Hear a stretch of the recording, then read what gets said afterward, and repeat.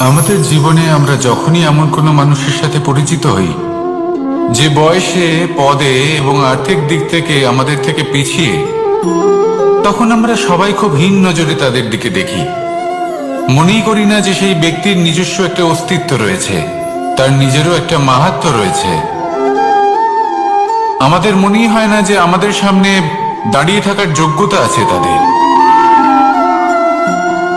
চলুন আপনাকে একটা প্রশ্ন করি, শূন্যের নিজস্ব মূল্য কোথায়? আপনি বলবেন কিছুই না। শূন্যের আবার নিজস্ব মূল্য কোথায়?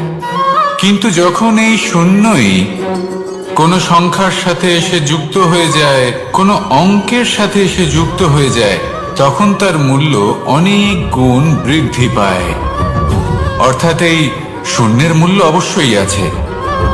আর আমাদের জীবনেও এমন কিছু ব্যক্তি থাকেন, তাদের দেখে মনে হয় যে এদের কোনো মূল্যই নেই। কিন্তু যখন এই ব্যক্তি কারোর সাথে এসে জুড়ে যান, তখন তার মূল্য সেই ব্যক্তির বৃদ্ধি ঘটায়। এই সংসারে এমন কোনো ব্যক্তি নেই যার কোনো মূল্য নেই। যদি আমরা ধনুকের কথা বলি, তাহলে তার জন্য একটি দড়ির প্রয়োজন হয়, যেটি প্রত্যঞ্চা হিসেবে ব্যবহৃত হয়। যদি প্রত্যঞ্চা না থাকে, তাহলে ধনুকের কোনো মূল্যই থাকে না। যদি প্রত্যঞ্চা না থাকে, তাহলে ধনুকের অস্তিত্ব অসম্পূর্ণ থেকে যায়।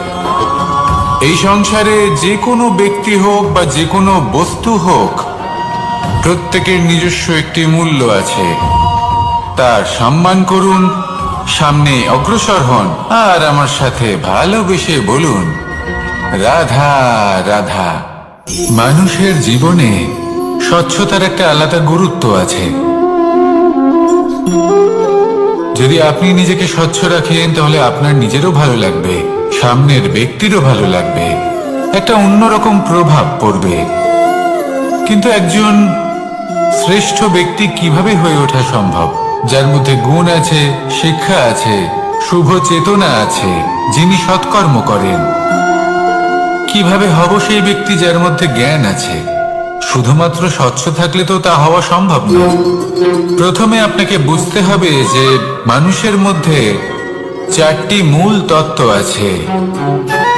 প্রথম হলো তার শরীর, যার দ্বারা উনি যে কোনো কর্ম করে থাকেন। দ্বিতীয় তত্ত্ব হলো তার মন, যার দ্বারা কোনো কর্ম করার জন্য সে নিজেকে প্রেরণা দিতে থাকে।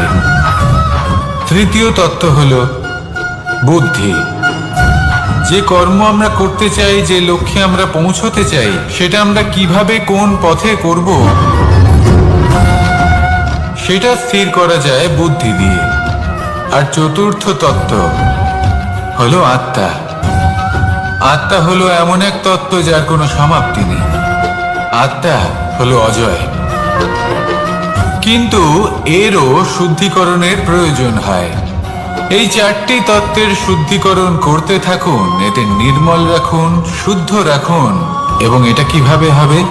শুভ চেতনা দ্বারা, জ্ঞানের দ্বারা, এবং সব থেকে বেশি গুরুত্বপূর্ণ প্রেমের দ্বারা। আসুন আমার সাথে ভালোবেসে বলুন, রাধা রাধা। মানুষের এই সংসারে জীবনযাপন করার জন্য কিছু জিনিসের প্রয়োজন পড়ে। এমন কিছু আবেগ, এমন কিছু বস্তু আছে যেগুলো তার প্রয়োজন হয়। কিন্তু সব থেকে বেশি যে জিনিসটা তার প্রয়োজন হয়, সেটা হলো সম্মানের। আমাদের ভালো লাগে যখন কেউ আমাদের সম্মান করে। আমরা কাউকে সম্মান করলে তারও সেটা ভালো লাগে। কিন্তু আপনি দেখবেন যে সংসারে বেশিরভাগ মানুষ দুটি মাপদণ্ডের ভিত্তিতে সম্মান করেন। হয় বয়স দেখে করেন বা উপার্জন দেখে, অর্থাৎ সেই ব্যক্তি কতটা উপার্জন করেন। এবার ভেবে দেখুন, এটা আবশ্যক নয় কারোর বয়স যদি বেশি হয় তার বুদ্ধিও ততটাই বেশি হবে। আবশ্যক এটাও নয় যে কোনো ব্যক্তি যদি অত্যন্ত ধনী হন বা তার মনও নির্মল হবে, বা তিনি সৎকর্ম করবেন বা এমন কোনো কর্ম করবেন যাতে উনি সম্মান লাভ করতে পারেন, হতে পারে উনি ধনী কিন্তু দুশ্চরিত্র।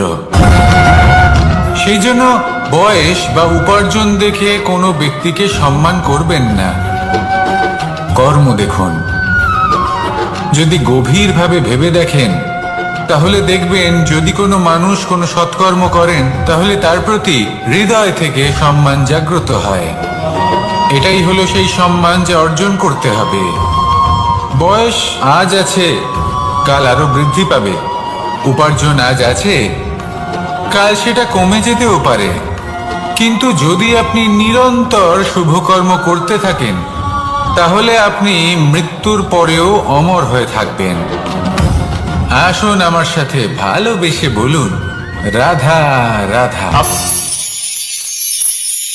মানুষের জীবনে উন্নতি লাভ করার জন্য 3টি স্তম্ভের প্রয়োজন হয়। প্রথম স্তম্ভ শিক্ষা। এই শিক্ষা আমাদের জ্ঞান প্রদান করে। দ্বিতীয় স্তম্ভ ব্যবসা, যার দ্বারা আমরা ধন উপার্জন করি। তৃতীয় স্তম্ভ হলো আমাদের ঈশ্বর, আমাদের ইষ্ট। এনার সাথে যদি আমরা জুড়ে থাকতে পারি তাহলে এমন একটা মানসিক বল আপনি লাভ করবেন যেটা এই সংসারে আর কোথাও পাওয়া সম্ভব না। কিন্তু মানুষ অনেক সময় জীবনে এই 3টি স্তম্ভ লাভ করা সত্ত্বেও সামনে অগ্রসর হতে পারেন না। তখনও জীবনে কঠিন পরিস্থিতি আসতেই থাকে। এমনটা ঠিক কেন হয়? কারণ সে জীবনে এই 3টি স্তম্ভ লাভ করে নেয়, জীবনে প্রয়োগও করে, কিন্তু তার ভিতের কথা সে ভুলেই যায়। যেমন প্রথম স্তম্ভ অর্থাৎ শিক্ষা। এই শিক্ষার আধার হলো শুভ চেতনা। যদি অন্তরে শুভ চেতনা না থাকে তাহলে এই শিক্ষার কোনো গুরুত্ব থাকে না। দ্বিতীয় স্তম্ভ ব্যবসা। পরিশ্রম করে উপার্জন করতে হবে, এই কথাটা আমরা সবাই জানি এবং সবাই চেষ্টাও করি। কিন্তু ব্যবসা করতে করতে আমরা এটা ভুলে যাই আমাদের ব্যবহার কেমন হয়ে পড়েছে। এই ব্যবহার যদি শুভ হয় তাহলে আমাদের উপার্জন আস্তে আস্তে একটা স্থির জায়গায় এসে পৌঁছবে। এবং তৃতীয় স্তম্ভ আমাদের ভগবান। যদি ওনার শরণে আপনি যেতে চান তাহলে তার পূর্বে নিজের মা বাবাকে সেবা করুন, তাদের যত্ন করুন, তাদেরকে ভালোবাসুন, কারণ ওনারাই হলেন এই সংসারে আপনার সব থেকে বড় ইষ্ট। তাহলে 3 স্তম্ভের সাথে সাথে তাদের আধারকেও নিজের জীবনে প্রাধান্য দিন। কোনো সমস্যা আসবে না, জীবনে একের পর এক উন্নতি করবেন এবং এই মন প্রসন্ন হয়ে বলবে, রাধা রাধা। সুখ, দুঃখ এবং শক্তি, এই 3 হলো এই সংসারের ত্রিদেবের মতো। আমাদের জীবনে যা কিছু ঘটছে এই 3টির ভিত্তির উপরেই হচ্ছে। আসলে এই সংসারের একটা নিয়ম আছে, যখনই আপনি কিছু লাভ করেন এই সংসার আপনার পরীক্ষা নেয়। এটা জানার জন্য আপনার পরীক্ষা নেয় যে আপনি যা কিছুই লাভ করেছেন আপনি কি আদৌ সেটার যোগ্য কিনা। ঠিক সেইভাবেই এই সুখ, দুঃখ এবং শক্তি আপনার পরীক্ষা নিয়ে থাকে। যখন সুখ আসে তখন সে আপনার পরীক্ষা নেয় যে আপনার মধ্যে অহংবোধ জাগ্রত হয়নি তো। যদি অহংবোধ চলে আসে তাহলে সুখ সেখানেই সঙ্গ ত্যাগ করে। দুঃখ আপনার ধৈর্যের পরীক্ষা নিতে থাকে, আর যদি আপনার মধ্যে ধৈর্য না থাকে তাহলে এটা আপনাকে আরো বেশি দুঃখের গভীর অন্ধকারে ঠেলে দেবে। সেখানে শক্তি পরীক্ষা নেয় আপনার বিনম্রতার। যদি আপনি বিনম্র না হন তাহলে হয় এই শক্তি আপনার সঙ্গ ত্যাগ করবে, নয় এই শক্তি বিনম্রতার অভাবে আপনার পতনের কারণ হতে পারে। এই সংসারে যে কোনো ব্যক্তি যিনি এই পরীক্ষায় উত্তীর্ণ হয়ে থাকেন এই জীবনে তিনি সাফল্য লাভ করেন। আসুন আমার সাথে ভালোবেসে বলুন, রাধা রাধা।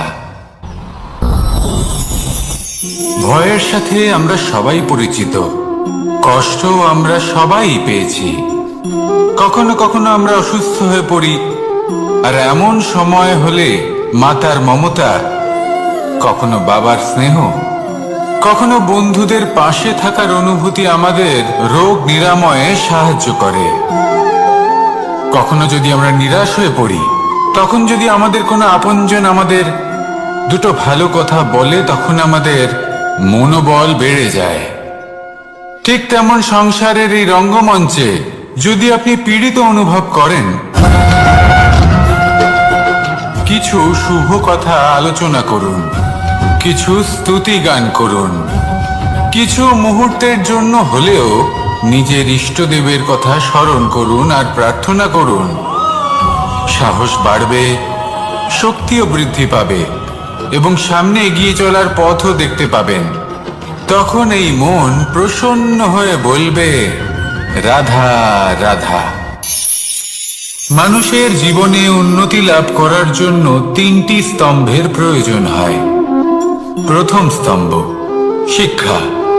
এই শিক্ষা আমাদের জ্ঞান প্রদান করে। দ্বিতীয় স্তম্ভ ব্যবসা, যার দ্বারা আমরা ধন উপার্জন করি।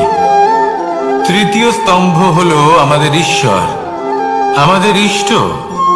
এনার সাথে যদি আমরা জুড়ে থাকতে পারি, তাহলে এমন একটা মানসিক বল আপনি লাভ করবেন যেটা এই সংসারে আর কোথাও পাওয়া সম্ভব না। কিন্তু মানুষ অনেক সময় জীবনে এই 3টি স্তম্ভ লাভ করা সত্ত্বেও সামনে অগ্রসর হতে পারেন না। তখনও জীবনে কঠিন পরিস্থিতি আসতেই থাকে। এমনটা ঠিক কেন হয়? কারণ সে জীবনে এই 3টি স্তম্ভ লাভ করে নেয়, জীবনে প্রয়োগও করে, কিন্তু তার ভিতের কথা সে ভুলেই যায়। যেমন প্রথম স্তম্ভ অর্থাৎ শিক্ষা। এই শিক্ষার আধার হলো শুভ চেতনা। যদি অন্তরে শুভ চেতনা না থাকে, তাহলে এই শিক্ষার কোনো গুরুত্ব থাকে না। দ্বিতীয় স্তম্ভ ব্যবসা। পরিশ্রম করে উপার্জন করতে হবে, এই কথাটা আমরা সবাই জানি এবং সবাই চেষ্টাও করি। কিন্তু ব্যবসা করতে করতে আমরা এটা ভুলে যাই আমাদের ব্যবহার কেমন হয়ে পড়েছে।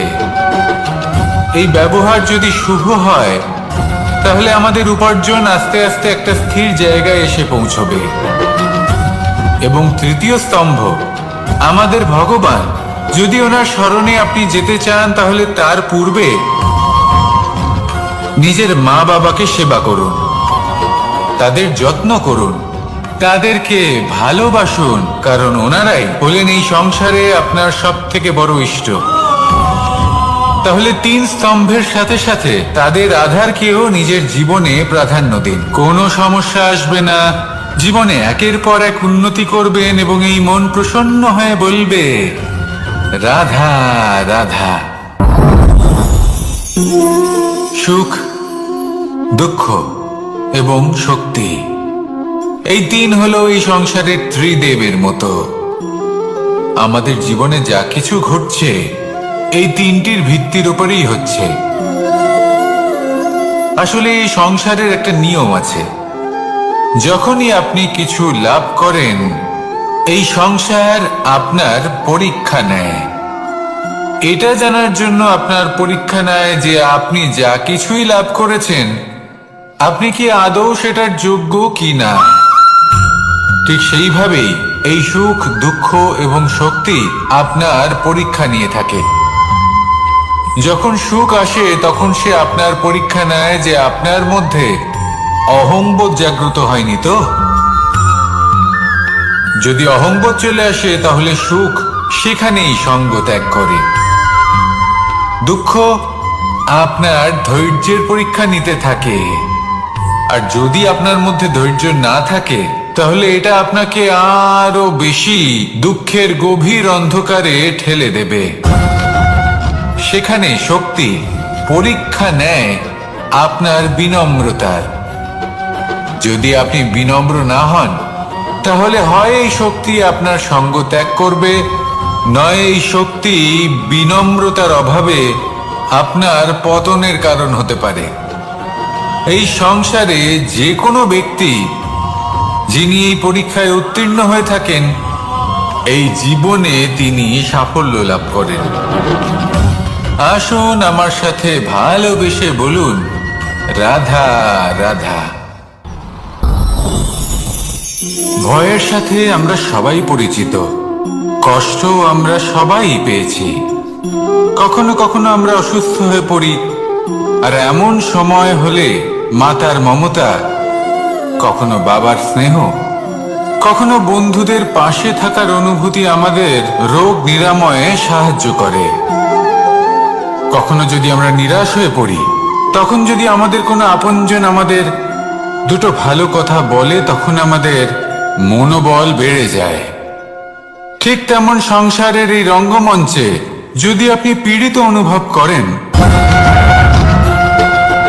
কিছু শুভ কথা আলোচনা করুন, কিছু স্তুতি গান করুন, কিছু মুহূর্তের জন্য হলেও নিজের ইষ্টদেবের কথা স্মরণ করুন আর প্রার্থনা করুন।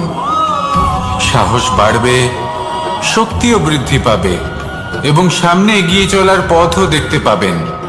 তখন এই মন প্রসন্ন হয়ে বলবে, রাধা রাধা। এই সংসারে কখনো কোনো ব্যক্তিকে তার বাইরের পোশাক দেখে বিচার করার চেষ্টা করবেন না, এটা খুব বড় ভুল করবেন।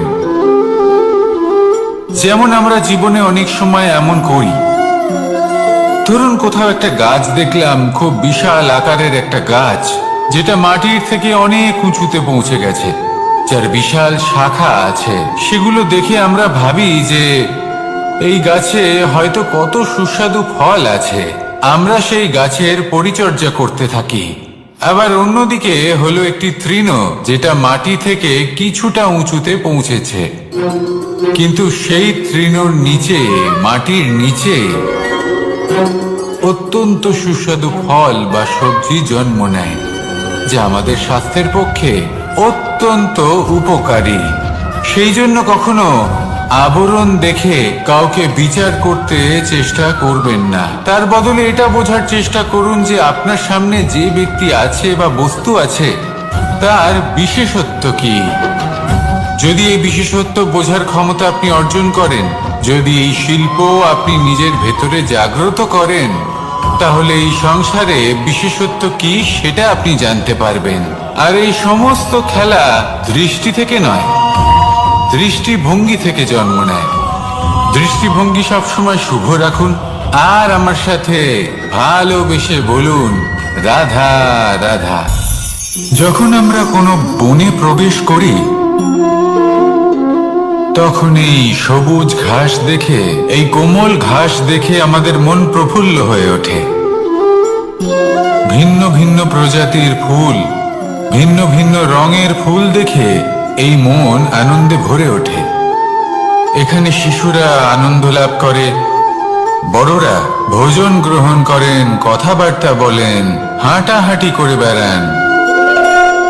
এবার ভেবে দেখুন, যখন এই উপবনের নির্মাণ হয়েছিল, সেই সময় যদি এই মাটিকে সঠিকভাবে খনন না করা হতো, যদি তাতে সঠিকভাবে বীজ রোপণ না করা হতো, যদি কোনো সংঘর্ষ না হতো, পরিশ্রম না করা হতো, যদি চলতে চলতে পায়ে কাঁটা না বিঁধে যেত, তাহলে এই সুন্দর বন দেখে আমরা কি এই আনন্দ লাভ করতে পারতাম? কখনোই নয়। ধরুন কোনো নদীর তটে সুন্দর একটি বন আছে, সেই বনের আনন্দ লাভ করতে গেলে আপনাকে সেই নদী পার করতেই হবে। যদি সুখের নদীর কাছে পৌঁছতে চান, তাহলে তটে যে কাঁটা রয়েছে সেগুলোর সাথে সংঘর্ষ করতেই হবে। এই সংসারে যদি আপনি সুখ লাভ করতে চান, তাহলে সুখ লাভের এই যাত্রা শুরু করতে হবে সংঘর্ষ দ্বারা। তাহলে সংঘর্ষকে স্বাগত জানান, এর পেছনেই সুখ রয়েছে যা আপনার জন্য অপেক্ষা করছে। এবার হাসুন আর আমার সাথে ভালোবেসে বলুন, রাধা রাধা। মানুষ সুখী জীবন যাপনের প্রতি এতটাই অভ্যস্ত হয়ে পড়ে যে একটা ছোট্ট সমস্যা এলেই সে সবার থেকে সাহায্য চাইতে শুরু করে দেয়। সে সাহায্য লাভও করে এবং সেই সংকট থেকে সে বেরিয়েও আসে। কিন্তু এই সাহায্য কিছু মুহূর্তের, আর কিছু মুহূর্তের হলো এই দুঃখ। এই দুই মুহূর্তের সাহায্যের জন্য আজীবন আপনি তার কাছে ঋণী হয়ে থাকেন। আর মানবিকতার খাতিরে আপনার মনে কৃতজ্ঞতা জেগে ওঠে, আর সেই কৃতজ্ঞতা বোধ হলো যে আপনি কখনো সেই ব্যক্তিকে ছাপিয়ে যেতেই পারবেন না। সেই জন্য জীবনে সবসময় চেষ্টা করবেন নিজেকে প্রস্তুত রাখতে সেই সব সমস্যার জন্য, সেই সব বাধার জন্য যেগুলো আপনার জীবনে আসতে পারে। ততক্ষণ সাহায্য চাইবেন না যতক্ষণ না অন্য কোনো পথ না থাকছে। সাহায্য চাওয়া অনুচিত নয়, কিন্তু সাহায্য চাইলে এবং সাহায্য পেলে আপনি আজীবন কৃতজ্ঞ এবং ঋণী হয়ে থাকবেন। আর তারপর একদিন আপনি পরিবর্তন দেখতে পাবেন যে কিভাবে আপনি ছোট ছোট সমস্যার জন্য সাহায্য না চেয়ে বড় বড় সমস্যার সম্মুখীন হতে প্রস্তুত হয়ে গেছেন। এটাই হলো সংসারের নীতি। এটাই পালন করুন আর আমার সাথে ভালোবেসে বলুন, রাধা রাধা। আপনি কখনো কাউকে পর্বতে আরোহণ করতে দেখেছেন? বা আপনি কখনো নিজে কোনো পর্বতে আরোহণ করেছেন? করে থাকলে আপনি এই বিষয়ে অবশ্যই জানবেন যে যখন আমরা শিখরের দিকে এগোই, ওপরের দিকে এগিয়ে চলি, মাকড়সারা ভীষণ পরিশ্রম করে এটা তৈরি করে। নিজের শরীরের রস দিয়ে এই জাল বোনে। আপনি কি এটার উদ্দেশ্য জানেন? আসলে মাকড়সা এই জালে ছোট কীটপতঙ্গ ধরে তাদেরকে খাদ্যরূপে গ্রহণ করে। কিন্তু আপনি কি এই কথা জানেন যে একদিন মাকড়সা নিজেই নিজের জালে জড়িয়ে মৃত্যুবরণ করে থাকে? বলুন, কি করেন আপনি এই জাল দেখতে পেলে? দেখতে পেলেই মুছে ফেলেন এর অস্তিত্ব, তাই না? তেমনি অন্যদিকে পাখির বাসা, পাখিরাও ভীষণ পরিশ্রম করে এটা তৈরি করে। কিন্তু যদি পাখি একদিন এটা ছেড়ে চলে যায়, তাহলেও লোকে এটা নষ্ট করে দেয় না। কারণটা কি? এর কারণ হলো এর নির্মাণ জীবন সঞ্চারের জন্য করা হয়েছিল, নষ্ট করার জন্য নয়। তাই মনে রাখবেন, জীবনে আপনার পরিশ্রম যতই বেশি হোক না কেন, যদি আপনার লক্ষ্য শুভ না হয়, তাহলে আপনারও বিনাশ নিশ্চিত। তাই সৃজন করতেই থাকুন আর মুগ্ধ হয়ে বলুন, রাধা রাধা।